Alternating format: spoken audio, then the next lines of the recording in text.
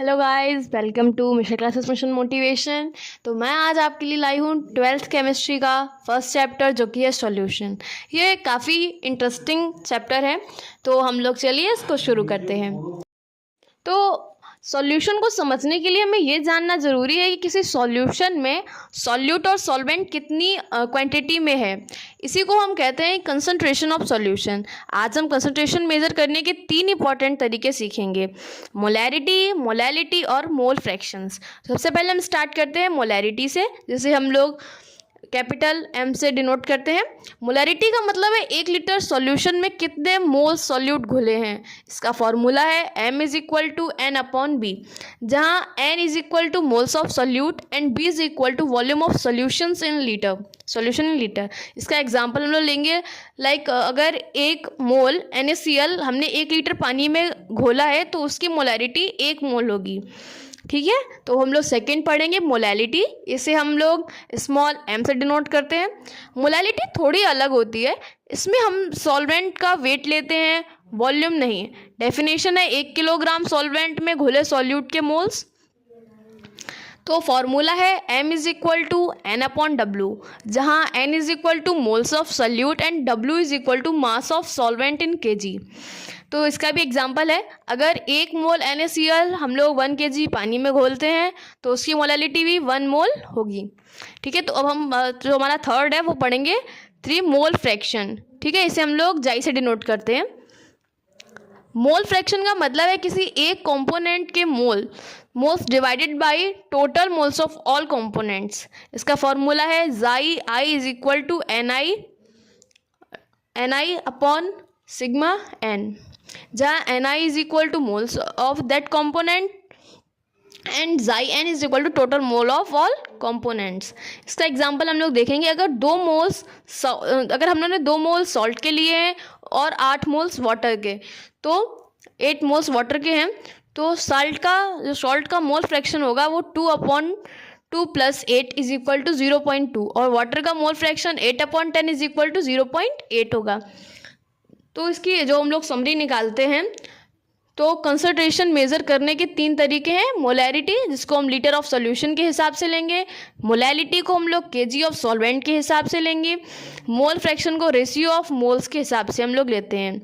इन तीनों टर्म को अच्छे से याद रखो, क्योंकि एग्ज़ाम में इन पर न्यूमेरिकल बहुत आते हैं। अब हम पढ़ेंगे सॉल्युबिलिटी, यानी किसी पदार्थ के घुलने की क्षमता। ये टॉपिक जो है वो काफ़ी इम्पॉर्टेंट है, सॉल्यूशन चैप्टर का बहुत इम्पॉर्टेंट हिस्सा है। ठीक है, डेफिनेशन ऑफ सॉल्युबिलिटी। सॉल्युबिलिटी का मतलब है किसी सॉल्वेंट में एक निश्चित तापमान और दबाव पर अधिकतम कितना सॉल्यूट घुल सकता है। उदाहरण के लिए, जब हम पानी में चीनी घोलते हैं तो एक सीमा तक ही चीनी डिज़ोल्व होगी, उस सीमा से ज़्यादा चीनी डालने पर वो नीचे सेटल हो जाएगी। यही लिमिट कहलाती है सॉल्युबिलिटी। ठीक है, अब हम आगे देख रहे हैं फैक्टर्स अफेक्टिंग सॉल्युबिलिटी। तो फर्स्ट जो होता है nature of solute and solvent. बच्चों, एक रूल है डिज़ोल्व्स यानी समान नेचर वाले पदार्थ एक दूसरे से आसानी से घुल जाते हैं। पोलर सॉल्यूट पोलर सॉल्वेंट में डिज़ोल्व होता है, जैसे साल्ट NaCl पानी में। Non polar solute non polar solvent में डिज़ोल्व होता है, जैसे ऑयल बेंजीन में। अब सेकेंड जो अफेक्ट करता है वो है टेम्परेचर। ज़्यादातर सॉलिड्स की सॉल्युबिलिटी टेम्परेचर बढ़ने पर बढ़ती है, जैसे गर्म पानी में चीनी ठंडे पानी से ज़्यादा जल्दी और ज़्यादा मात्रा में घुल जाती है, लेकिन गैसेस की सॉल्युबिलिटी टेम्परेचर बढ़ाने से घट जाती है। इसलिए कोल्ड ड्रिंक ठंडी रखी जाती है ताकि उसमें डिज़ोल्व्ड CO2 बाहर ना निकले। तो जो थर्ड जो अफेक्ट करेगा वो होता है प्रेशर। सॉल्युबिलिटी ऑफ सॉलिड्स और लिक्विड्स पर प्रेशर का ज़्यादा असर नहीं होता, लेकिन गैसेस के लिए बहुत इंपॉर्टेंट है। प्रेशर बढ़ाने से गैसेस की सॉल्युबिलिटी भी बढ़ती है।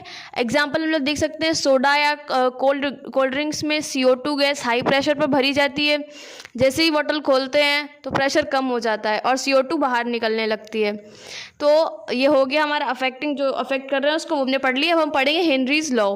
ठीक है, तो जो हेनरीज लॉ है ये कनेक्शन विद प्रेशर है। इसका जो कनेक्शन होता है वो प्रेशर से कनेक्शन है इसका। गैस सॉल्युबिलिटी और प्रेशर का रिलेशन हेनरी लॉ से बताया जाता है। लॉ जो ये हेनरी लॉ है वो कहता है the solubility of a gas in a liquid is directly proportional to the pressure of the gas over the solution. Formula है C = Kp। जहाँ पे C is equal to concentration of gas, P is equal to pressure, K is equal to Henry's law constant.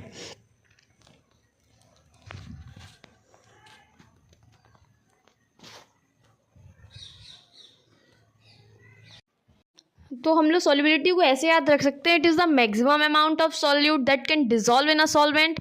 ये depend करती है 3 चीज़ों पर, जैसे कि पढ़ के आ रहे थे हम लोग ऊपर अभी, nature of solute, solvent, temperature और प्रेशर। सॉलिड ज़्यादातर गर्म पानी में ज़्यादा घुलते हैं, गैसेस ठंडे पानी और हाई प्रेशर में ज़्यादा घुलती हैं, और कोल्ड ड्रिंक्स और सोडा तो इसका सबसे अच्छा रियल लाइफ एग्जाम्पल है। तो अब हम लोग आगे अपनी बढ़ेंगे कॉलिगेटिव प्रॉपर्टीज़ के लिए, ठीक है। ये भी बहुत इंटरेस्टिंग टॉपिक है। तो अब हम लोग पढ़ेंगे definition of colligative properties. Colligative properties way properties हैं जो केवल नंबर ऑफ सॉल्यूट पार्टिकल्स पर डिपेंड करती हैं, उनके नेचर यानी टाइप पर नहीं। मतलब चाहे सॉल्यूट साल्ट हो या शुगर, अगर पार्टिकल्स की संख्या सेम है तो कॉलिगेटिव इफेक्ट भी सेम होगा। टाइप्स ऑफ कॉलिगेटिव प्रॉपर्टीज़, तो इसका जो फर्स्ट टाइप है वो है relative lowering of vapour pressure. जब किसी प्योर सॉल्वेंट में नॉन वॉलेटाइल सॉल्यूट मिलाया जाता है तो सॉल्वेंट के वेपर प्रेशर में कमी आ जाती है। एग्जाम्पल देखेंगे इसका, पानी में सॉल्ट डालने पर उसका वेपर प्रेशर कम हो जाता है। सेकेंड है एलिवेशन ऑफ बॉइलिंग पॉइंट। तो जो नॉन वॉलेटाइल सॉल्यूट मिलाने से सॉल्वेंट का बॉइलिंग पॉइंट बढ़ जाता है। एग्जाम्पल, पानी नॉर्मली 100 डिग्री सेल्सियस पर उबलता है, लेकिन अगर उसमें सॉल्ट मिला दें तो बॉइलिंग पॉइंट थोड़ा ज़्यादा हो जाता है। थर्ड है depression of freezing point. Solute डालने से सॉल्वेंट का फ्रीजिंग पॉइंट कम हो जाता है। एग्जाम्पल, ठंडे इलाकों में रोड्स पर बर्फ़ पिघलाने के लिए सॉल्ट डाला जाता है, क्योंकि इससे पानी का फ्रीजिंग पॉइंट कम हो जाता है और बर्फ़ जल्दी पिघलती है। Osmotic pressure. ऑस्मोसिस का मतलब सॉल्वेंट का फ्लो सेमी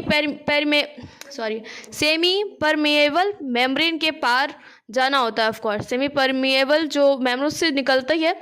तो ऑस्मोटिक प्रेशर वह प्रेशर है जो इस नेचुरल फ्लो को रोकने के लिए लगाया जाता है। फॉर्मूला है pi is equal to CRT, जहाँ pi is equal to osmotic pressure, C is equal to molar concentration, R is equal to gas constant और T is equal to temperature, जो कि केल्विन में लेंगे। एग्जाम्पल, हमारे शरीर की जो रेड ब्लड सेल्स का स्वेलिंग या श्रिंक होना, जब उन्हें अलग अलग सॉल्यूशन में रखा जाता है, ठीक है। तो इससे हमारी समरी जो निकलती है वो ये है, कॉलिगेटिव जो प्रॉपर्टीज़ हैं वो डिपेंड करती है नंबर ऑफ सॉल्यूट पार्टिकल्स पर। उनकी 4 मेन टाइप्स हैं, vapour pressure, boiling point, freezing point और ऑस्मोटिक प्रेशर, ठीक है। रियल लाइफ में ये प्रॉपर्टीज़ बहुत यूज़फुल है, जैसे food preservation, antifreeze in cars और मेडिकल ड्रिप्स में, ठीक है। तो इसी के साथ हमने अब सारे टॉपिक्स जो इसके इंपॉर्टेंट हैं वो पढ़ लिए हैं। अब हम लोग अपनी जो आगे वाली वीडियो की नेक्स्ट वीडियो में हम लोग इसके कुछ न्यूमेरिकल्स सॉल्व करेंगे, बिकॉज इसके न्यूमेरिकल्स ज़्यादा इंपॉर्टेंट होते हैं। तो आप लोग प्लीज़ चैनल को सब्सक्राइब कर लीजिएगा, वीडियो को लाइक कीजिए और कमेंट तो प्लीज़ कर ही दीजिएगा। जो भी डाउट हो आप कमेंट करिए, मैं आपके डाउट को सॉल्व करने की पूरी कोशिश करूँगी, ठीक है। Thanks for watching.